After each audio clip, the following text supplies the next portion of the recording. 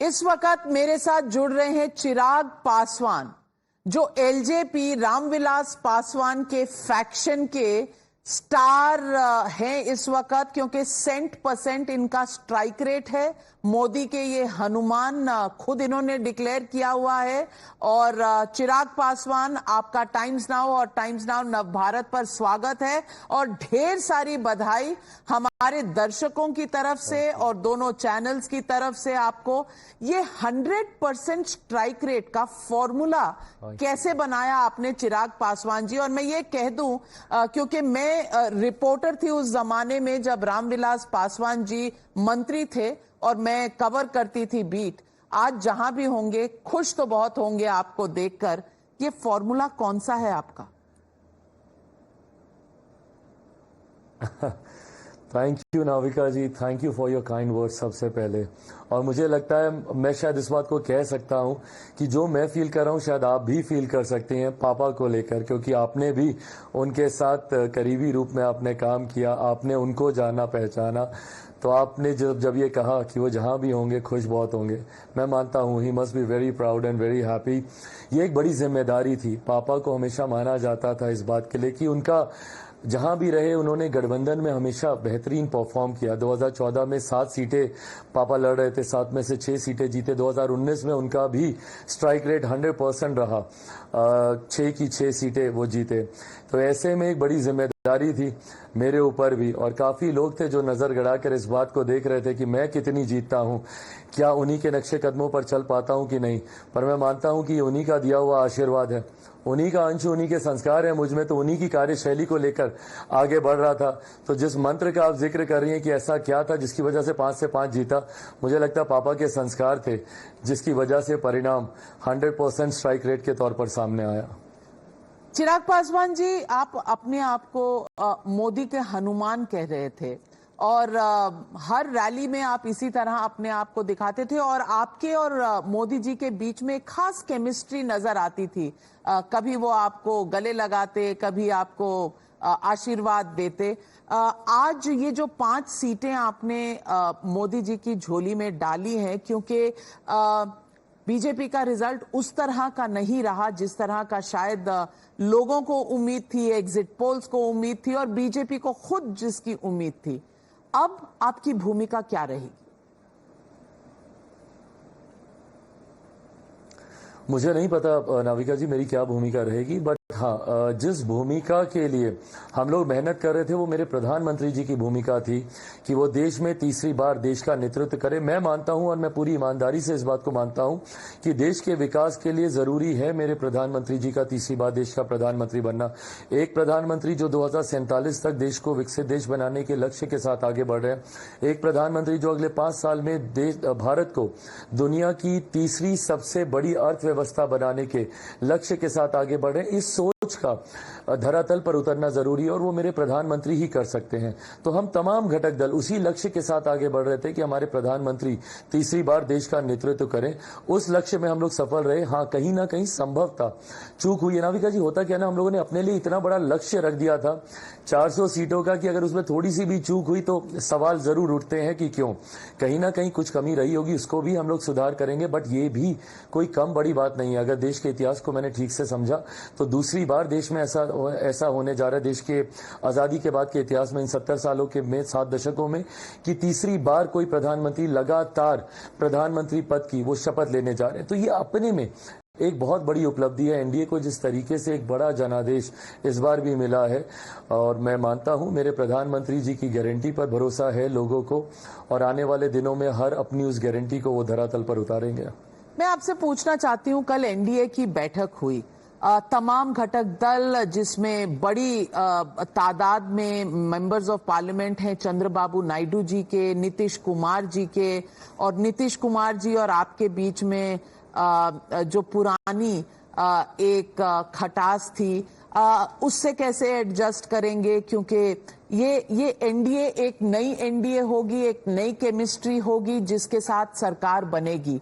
आप अपना role JDU का रोल, और जो तमाम सामने आ रही हैं बातें कि कोई 3 पोर्टफोलियो मांग रहा है, कोई 4 पोर्टफोलियो मांग रहा है, 4 एमपी पे 1 पोर्टफोलियो, आपके 5 हैं तो आपको तो 1.25 पोर्टफोलियो मिलना चाहिए। तो आपकी क्या मांग रहेगी और एनडीए के बाकी घटक दलों की क्या मांगे हैं? कुछ इस पर बातचीत हुई? So let me put this very clear on record Navika ji, कल हम लोग की मुलाकात हुई, प्रधानमंत्री जी के नेतृत्व में तमाम एनडीए के लीडर्स की ये बैठक थी और हर किसी ने एक स्वर में बिना किसी शर्त के प्रधानमंत्री जी के नेतृत्व को स्वीकारा है। And we all are very very very clear in our heads कि ये जीत प्रधानमंत्री जी के नेतृत्व की जीत है। लोगों का उनके प्रति जो विश्वास है ये उसकी जीत है, उनकी गरीब कल्याण की योजनाओं की ये जीत है। ऐसे में बिना किसी शर्त के मैं भी कल शाम से और आज सुबह से ज्यादा प्रमुखता से ये तमाम डिमांड सुन रहा हूं कि इस घटक दल ने इतनी सीट, इतने पोर्टफोलियो, फलाना ढिमकाना मंत्रालयों की मांग की। इसमें कहीं कोई सत्यता नहीं है। हम में से किसी ने कहीं कोई मांग नहीं की और ये पूरी तरीके से विशेषाधिकार मेरे प्रधानमंत्री जी का है कि अपने मंत्रिमंडल में वो किनको रखते हैं, किनको नहीं रखते हैं। किसी घटक दल की इसमें कोई डिमांड नहीं है। और आपने मेरे और मेरे मुख्यमंत्री जी के रिश्तों का आपने जिक्र किया, मुझे लगता है डन एंड डस्टेड। बहुत मधुर रिश्ते हैं आज की तारीख में। कल मैं पटना, दिल्ली आने से पहले पटना में 19 से ही मुलाकात करने गया, मेरे तमाम सांसद मेरे साथ थे और क्योंकि हम लोग की केमिस्ट्री इतनी बढ़िया थी, मेरे प्रधानमंत्री जी, मेरे मुख्यमंत्री और हमारी, यही परिणामों में दिखा है। बिहार में जिस तरीके से एनडीए का एक बेहतरीन प्रदर्शन देखने को आया है विपरीत परिस्थितियों के बावजूद, तो ये परिणाम इसीलिए आए हैं क्योंकि मुख्यमंत्री जी की पार्टी, मेरी पार्टी, भारतीय जनता पार्टी, तमाम घटक दलों ने एक साथ मिलकर मेहनत की, प्रचार किया, लड़े, जीते और अब सरकार बनाने जा रहे हैं। चिराग जी, मैं आपसे फिर पूछूंगी, हम भी अब 30 साल से कोalition गवर्नमेंट्स को देख रहे हैं, इतनी हमारी भी भूमिका रह चुकी है पत्रकारिता में, और जब कोalition पार्टीज मिलकर एक सरकार बनाती हैं तो उसमें तय होता है, आप इसको सामने कहें या ना कहें, ये सीन्स के पीछे थोड़ा बहुत नेगोशिएशन होता है कि कौन सा डिपार्टमेंट चाहिए, किस तरह का महकमा चाहिए, ये तमाम बातें होती हैं। बल्कि रामविलास पासवान जी के समय में तो ये बहुत हम लोग उन्हीं से मजाक करते थे कि अगर चुनाव से पहले वो कहीं किसी दूसरे कोalition में जाते थे तो कहते थे कि अब मान के चल लो जहां रामविलास पासवान जी गए हैं वही कोalition जीतेगी और फिर उनका महकमा बहुत अच्छा होगा, सरकार। बिल्कुल। तो मैं आपसे पूछती हूं, आप लेट्स बी प्रैक्टिकल, आप क्या रखेंगे एक्सपेक्टेशन, क्या आपकी अपनी सोच होगी, और आपके चाचा जी भी तो हैं, उनकी भी क्या भूमिका रही? So Navika ji, as you said, let's be very practical. आपके अनुभव की और मेरे पिता के अनुभव की मैं तुलना कतई नहीं कर सकता हूं। So I don't have that experience, I don't even know what to expect. I think I am too naive अभी फिलहाल राइट नाउ। इतना आपने जरूर ठीक कहा कि मेरे पिता का किसी भी अलायंस में जाना एक शुभ संकेत जरूर होता था। And I have always been very proud of the fact कि पापा ने कभी पोस्ट पोल अलायंसेज नहीं किए। किसी की सरकार बन रही है इसलिए उसका समर्थन कर दे, ये उन्होंने कभी नहीं किया। हमेशा प्री पोल अलायंसेज किए और जिसके साथ किए उसकी सरकार बनी। तो ये एक शुभ संकेत उनका हमेशा रहता था और उस सरकार में उनको महत्वपूर्ण जिम्मेदारियां भी दी जाती थी, पर वो रामविलास पासवान थे। ये अभी बात यहाँ पे चिराग पासवान की हो रही है। मुझे नहीं पता मेरी क्या भूमिका होगी, नहीं होगी, बट हाँ, जो भी होगी उसको सहज स्वीकार जरूर करूंगा। आप कह रहे हैं नहीं भी हो सकती, ऐसा भी हो सकता है हनुमान जी के साथ। As I said, I don't even know what to expect, Navika जी। और इसीलिए मैंने कहा, मेरा लक्ष्य बहुत क्लियर था, मेरे प्रधानमंत्री जी को तीसरी बार देश का प्रधानमंत्री बनाना। ऐसे में बिहार से उनकी उम्मीदों को मैं जरूर पूरा कर सकूं, इसके लिए मैंने जरूर दिन रात मैंने प्रयास किया। लगभग 200 के करीब मैंने वहां पे बिहार में मैंने सभाएं की हैं। हर उस सभा में सुनिश्चित किया कि मेरे प्रधानमंत्री जी को वो सीट में जिता कर दे सकूं। बिहार में हम लोग का प्रदर्शन अच्छा रहा, मेरे लिए यही बहुत खुशी की बात है। एक इस तरह की बात भी निकल कर आ रही है कि जेडीयू चाहता है कि अग्निवीर स्कीम की समीक्षा दोबारा से हो और कुछ इसको लेकर वोटर्स में नाराजगी है। आपको इलेक्शन के दौरान ऐसा महसूस हुआ और आपको लगता है यह अग्निवीर स्कीम की दोबारा समीक्षा होनी चाहिए? देखिए, मैं पहले before I answer your question, मैं एक बात को मैं बहुत क्लियर कर दूं, जमीन पर, और ये मतलब बहुत बड़ी बात है नाविका जी, 10 साल से मैं भी चुनावी रण क्षेत्र में हूं, 2 बार का सांसद रह चुका हूं, तीसरी बार मुझे इस बार भारत की संसद में जाने का मौका मिलेगा। मैंने पहली बार ये अनुभव किया कि किसी एक नेता, किसी एक गठबंधन, किसी एक सरकार के प्रति जीरो एंटी इनकम्बेंसी, मेरे प्रधानमंत्री जी के प्रति एंटी इनकम्बेंसी का तो भी नहीं था, बल्कि जो उत्साह था वो सिर्फ और सिर्फ उन्हीं के नाम पर था, किसी विपक्ष के नेता के नाम पर नहीं था। बट हाँ, उसके बावजूद हम लोग अपने लक्ष्य से थोड़ा सा चूके हैं, तो इसका मतलब कहीं ना कहीं तो कमियां रही हैं, कुछ ना कुछ कहीं ना कहीं हम लोग चूके हैं। क्या वो कारण रहे, उसकी समीक्षा होनी जरूरी है, ताकि 2029 में हम लोग पुनः अपने लक्ष्य को पूरा करते हुए हम लोग सरकार बनाए। ऐसे में क्या क्या कारण रहे, हर एक दल को अपना अपना जो अनुभव होगा, मुझे लगता है सरकार की गहमा गहमी एक बार समाप्त हो, एक बार शपथ ले ले सरकार, तैयार हो जाए, फिर एनडीए के तमाम साथी बैठेंगे और जो भी डैमेज है उसको रिपेयर कर 2029 के लिए हम लोग तैयारी करेंगे। चिराग पासवान जी, कुछ लोग ये भी कह रहे हैं कि शायद आपकी माता जी जो उन तस्वीरों में दिख रही हैं जब आप जीते, उन्हें भी हम याद करते हैं, रामविलास पासवान जी के साथ मिलते थे और वो बहुत खुश हैं। आप चाहेंगे कि वो भी संसद में आए, राज्यसभा में आए? कुछ ऐसी अटकलें सुनने को मिल रही हैं, इस पर आप क्या कहेंगे? आपने मेरी चाहत जाननी चाहिए, मैं बिल्कुल चाहता हूं, बट अगर आप उनकी चाहत सुनेंगी तो वो कतई नहीं आना चाहती हैं। She is absolutely clear, she stood like a pillar of strength for my father and she is playing the same role for me. मेरी सबसे बड़ी ताकत, मेरी ढाल बनकर वो इस कठिन समय में मेरे साथ खड़ी रही। वो दिन भी याद है जब पार्टी परिवार टूटा और सिर्फ मैं और मेरी माँ थे, और आज का भी दिन है जब मॉम उतने ही प्राइड के साथ, she is so proud of the performance that me and my party did, but वो अपनी भूमिका को वहीं तक सीमित रखना चाहती हैं। पर्दे के पीछे रहकर मेरी पार्टी के निर्णयों में उनकी एक अहम भूमिका रहती है, हम लोग की कार्यशैली में उनकी एक अहम भूमिका रहती है, बट किसी सदन का वो सदस्य बने उसके लिए उन्होंने हमेशा डिनाई किया। इससे पहले भी ये प्रस्ताव हम लोग के पास था कि अगर वो राज्यसभा जाएं, बट उन्होंने बहुत विनम्रता से उसको अस्वीकार किया। वो सक्रिय राजनीति से अपने आप को दूर रखती हैं। मैं आपसे पूछूंगी कि आपकी तरह एक युवा नेता हैं बिहार में, तेजस्वी यादव जी, जो रुक रुक कर ये बार बार कह रहे हैं कि देखते जाइए आगे क्या होता है, कुछ बहुत बड़ा होने वाला है। आपको लगता है कहीं कोई उम्मीद है कि विपक्षी पार्टीज जो इंडिया अलायंस की हैं वो दावा कर सकती हैं, एक सरकार बनाने की कोशिश कर सकती हैं? नहीं तो फिर तेजस्वी यादव जी के इस वाक्य का अर्थ क्या आप समझते हैं? सो नाविका जी, एक कहावत नहीं, बट कहते हैं ऐसा, झांसे में फांस के रखना। आई होप यू अंडरस्टैंड कि इसको क्या कहने का मतलब होता है। आप ना फंसा के रखते हैं अपने लोगों को ताकि वो आपसे छितरे नहीं, आपसे बिखरे नहीं। चुनाव प्रचार के दौरान ही ये बात स्पष्ट हो गई थी कि राजद का एक खराब प्रदर्शन होने जा रहा है, महागठबंधन का बिहार में खराब प्रदर्शन होने जा रहा है। जिस तरीके से ये लोग भूमिका बांध रहे थे कि भाई अब हम लोग एनडीए खाता तक नहीं खोल पाएगा और ये लोग सारी की सारी सीटें प्रचंड बहुमत के साथ ये लोग जीतेंगे, ये बड़े बड़े दावे किए जा रहे थे। उस वक्त भी वो दावे इसीलिए किए जा रहे थे, क्यों? ताकि वो अपने लोगों को फांस के रखें, इनकी हार को देखते हुए इनके लोग इनसे भागे नहीं।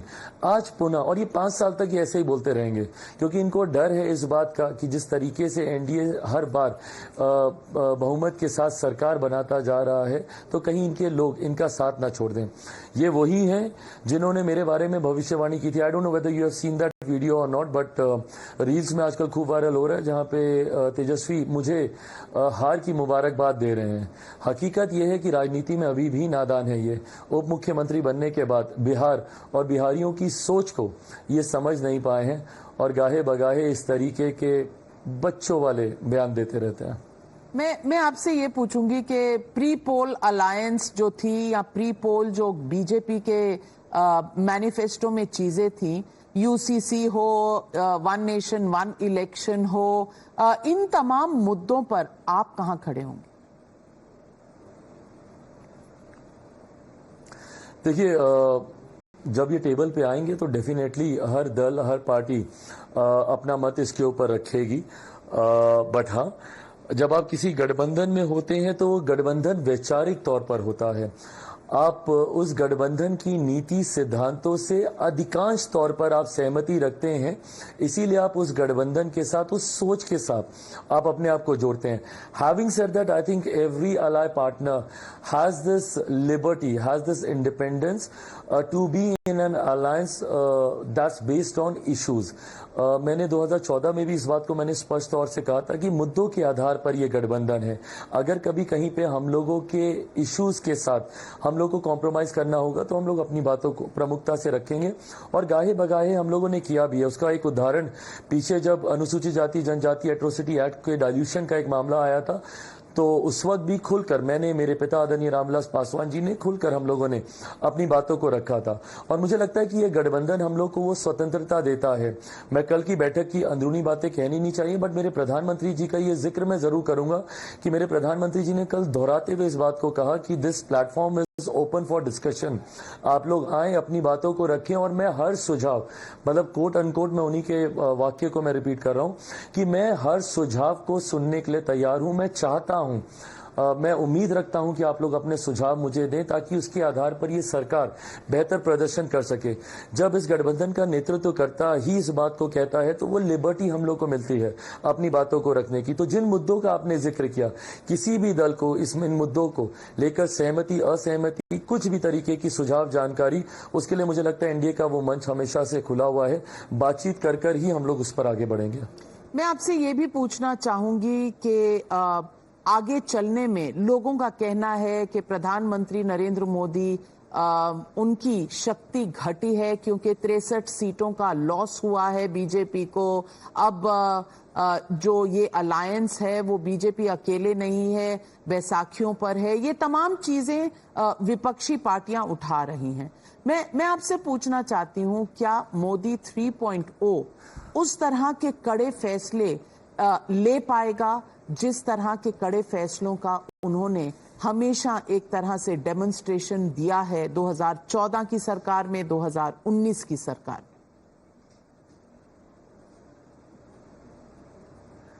वो कहते हैं ना, दिल को खुश करने के लिए गालिब ये ख्याल अच्छा है। इस तरीके की बातें जब कोई कहता है तो वो अपने आप को तसल्ली देता है।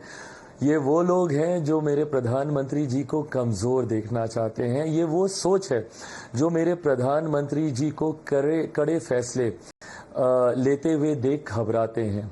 पिछले 10 सालों में जिस मजबूती से मेरे प्रधानमंत्री जी ने फैसले लिए हैं, उससे ज्यादा मजबूती से मेरे प्रधानमंत्री अगले 5 सालों में फैसले लेंगे, क्योंकि पूरा एनडीए चट्टान की तरह उनके साथ खड़ा है और उनके हर फैसले में एनडीए के हर एक घटक दल का समर्थन मौजूद है।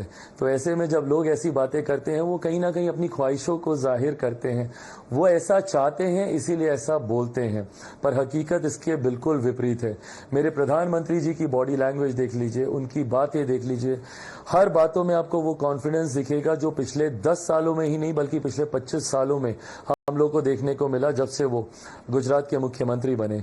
और उसी तेवर के साथ, उसी मजबूती के साथ अगले 5 साल भी मेरे प्रधानमंत्री दिखेंगे, ये विश्वास मैं आपको दिलाता हूं। चिराग पासवान जी, आपके चाचा जान जो हैं वो सीटें तो नहीं है, लेकिन हर स्टेज पर वो साथ में दिखे जब चुनावी रैलीज हो रही थी। उनकी कोई भूमिका होगी या आपका सरकार में या अलायंस में या आपके बीच में जो मनमुटाव है वो रिजॉल्व होने का, परिवार एक हो जाएगा? ये सवाल लोगों के मन में तो है। नाविका जी, परिवार का विषय, उसमें मैं बाद में आऊंगा क्योंकि वो पारिवारिक विषय है। I am nobody to take any call on this. मैं एक बिहारी परिवार से आता हूं और हम लोग यहाँ बिहार के बड़े परिवार के बड़े ही परिवार से जुड़े विषयों पर फैसले लेते हैं। ऐसे में मैं दूसरी पीढ़ी का हूं, मैं बहुत छोटा हूं।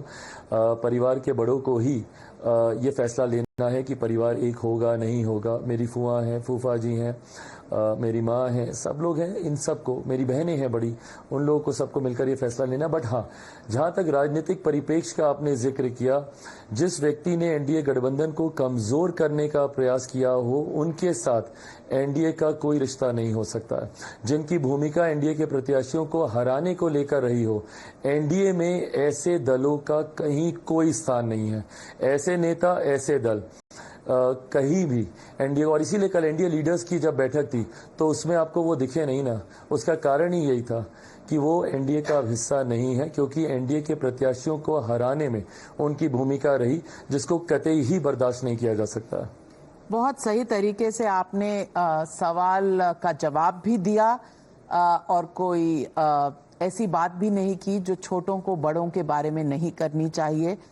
Must compliment you on that Chirag Paswan ji. और बस जाते जाते एक चीज कहूंगी, बिहार में शायद असेंबली के चुनाव भी आने वाले हैं, कब होते हैं इस पर सबकी नजर रहेगी। लेकिन आपकी पार्टी ने, शंभवी चौधरी 25 साल की लड़की, आप खुद युवा नेता तेजस्वी, बिहार में पॉलिटिक्स में एक नई खुशबू आ रही है, आ सकती है।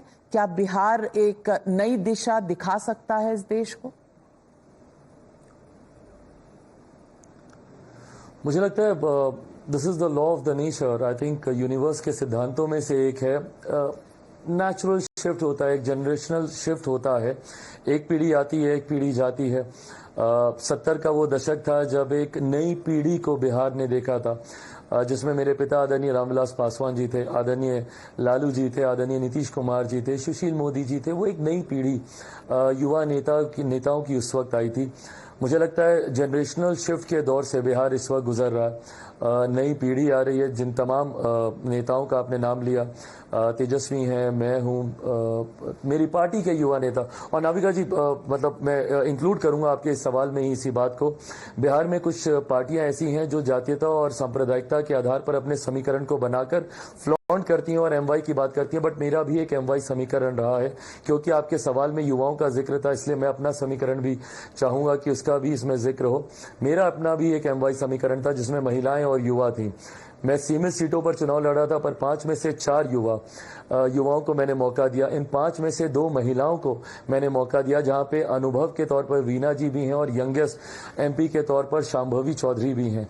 और ये ऐसे युवा चेहरे हैं, वेल स्पोकन, आर्टिकुलेट, पढ़े लिखे, जो कल को जब भारत की संसद में खड़े होकर बिहार से जुड़े विषयों को रखेंगे तो बिहार की वो नई छवि देश के सामने आएगी। नए बिहार की वो छवि देश के सामने आएगी। अभी तक जिस प्रदेश को अपराध भ्रष्टाचार के लिए जाना जाता था, ऐसे युवा तेज तरार चेहरे, अरुण भारती जी हो, राजेश वर्मा हो, शांभवी हो, अब मुझे पता नहीं आप युवा में गिनेंगे नहीं गिनेंगे, बट जिसमें भी डाले उसमें चिराग पासवान भी है, वीना जी भी है। ये वो चेहरे हैं जो जब बिहार को रिप्रेजेंट करेंगे तो मुझे लगता है देश की जनता को एक नए बिहार की छवि देखने को मिलेगी। सो यस, युवा चेहरों का जमाना है। बिहार में भी अक्रॉस द पार्टी लाइन युवा चेहरे आ रहे हैं, एंड आई थिंक बिहार सबको इक्वल मौका देगी। अब कौन आगे निकलता है, समय बताएगा। बहुत धन्यवाद, आपने बहुत अच्छी बात कही, और युवा नेता भी सामने आए और देश में युवाओं को भी आगे बढ़ाएं। लेकिन मैं बस उम्मीद करती हूं कि आपका बंद गले का सूट तैयार होगा, क्योंकि स्वेरिंग इन सेरेमनी है संडे को 9 तारीख को, और आप मंत्री पद का शपथ लेंगे। हमारी नजरें टिकी रहेंगी। अभी तो आप बता नहीं रहे हैं, शायद ऑफ कैमरा आप बताएंगे कौन सा महकमा, कौन सा विभाग और कहां चिराग पासवान शपथ लेंगे मंत्री के बतौर। थैंक यू वेरी मच चिराग पासवान जी, हमसे बात करने के लिए, और बहुत बहुत बधाई for 100% strike rate in Bihar, and all the best for a bright future.